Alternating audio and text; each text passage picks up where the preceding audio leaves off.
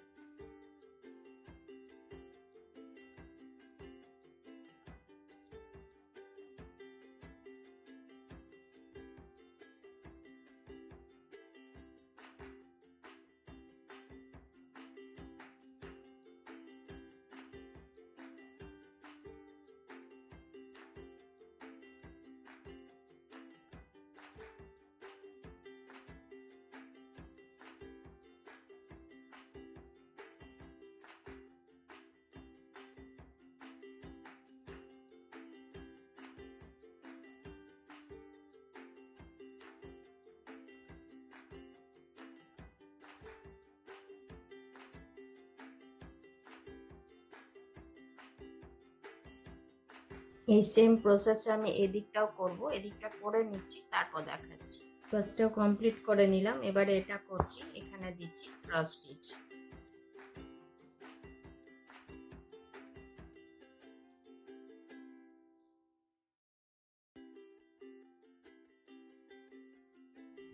এগুলোতেও দিচ্ছি cross stitch.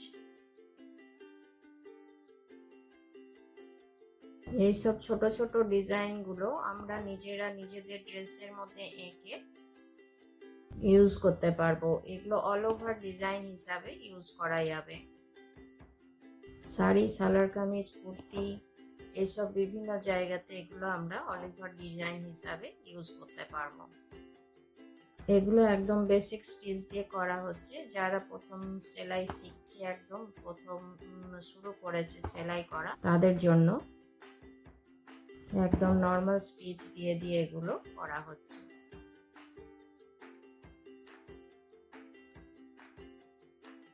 এইভাবে এই তিনটেও করে নিচ্ছি, তারপর দেখাচ্ছি। এগুলোতে দিচ্ছি সাটন স্টিচ।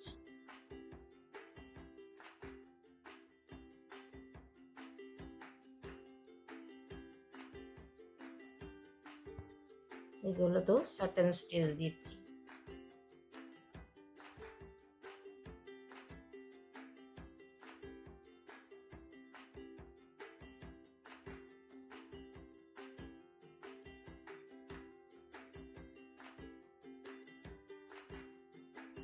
এটা কমপ্লিট করার পর এটা করছি, এখানেও সাটন স্টিচ দিচ্ছি।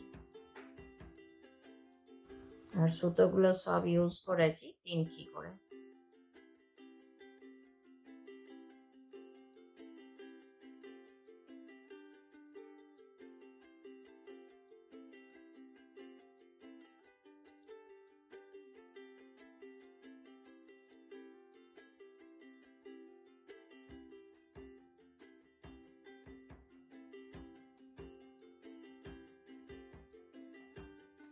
তো বন্ধুরা, আপনাদের আমার এই ভিডিও কেমন লাগলো অবশ্যই কমেন্ট করে জানাবেন।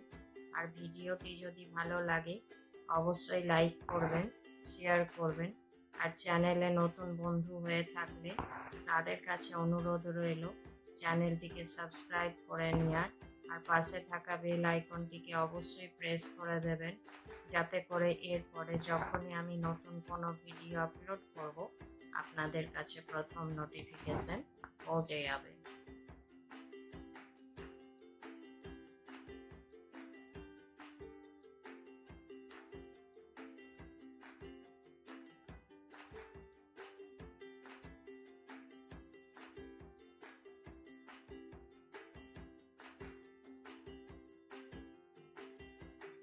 এইভাবেই এটাও করে নিচ্ছি, তারপর দেখাচ্ছি। এটাই দিচ্ছি ক্রস স্টিচ।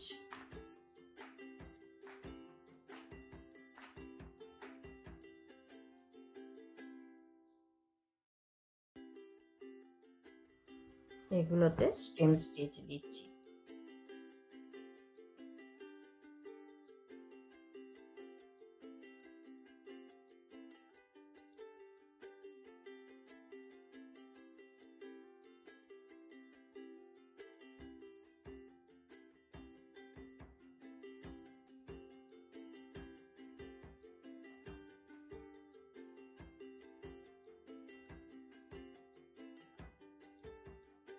এইভাবে আমি এগুলোতেও দিয়ে নিচ্ছি, তারপর দেখাচ্ছি। এগুলোতে দিচ্ছি ফ্রেঞ্চ নট স্টিচ।